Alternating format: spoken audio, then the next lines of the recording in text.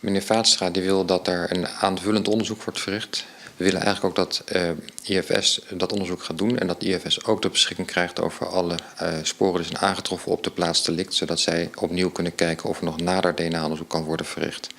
En daarnaast wil vader Vaatstra een kopie van het dossier in handen krijgen. We hebben natuurlijk een zaak die nog steeds rint. Er is een goed beheer nodig van alle sporen. En daar willen we eigenlijk op die manier wel de verantwoordelijkheid voor houden.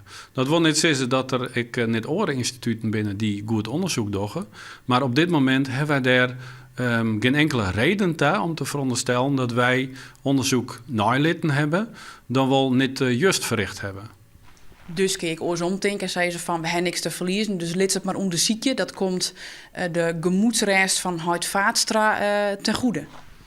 Nou, dat is ook wel zo. En daarom zeg ik van dat wij hier staan voor een gesprek oors met de heer Vaatstra. Om te komen totdat hij wel wat meer vertrouwen in justitie heeft. Maar dat het niet te maken, maar dat wij denken dat we in dit punt nou fout maken hebben. Zij is het niet. Bouke Vaatstra wilde ik dat de taske van zijn dochter op een nij onderzocht wordt op DNA-sporen. Door een particulier forensisch lab, het IFS.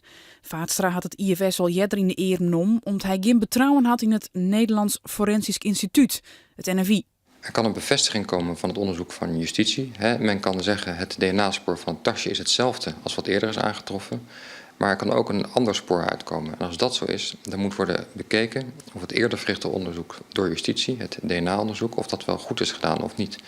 En dan kan ook worden bekeken of er niet moet worden gedacht over twee daders. Er kan worden nagedacht over de vraag of de doneur van het sperma wel een dader is, of dat misschien iemand anders is geweest. Wij binnen uit dat uitgebreide onderzoek wat we nog steeds doen, 100% van overtuigd dat we te maken hebben met een 100% dader-DNA-spoor.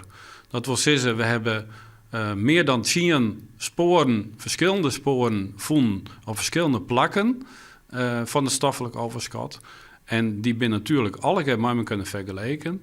En dat is allegaar op alle verschillende onderdelen van een DNA-profiel gelijk om elkaar. Dus we hebben maken maar allegaar sporen van één en dezelfde dader.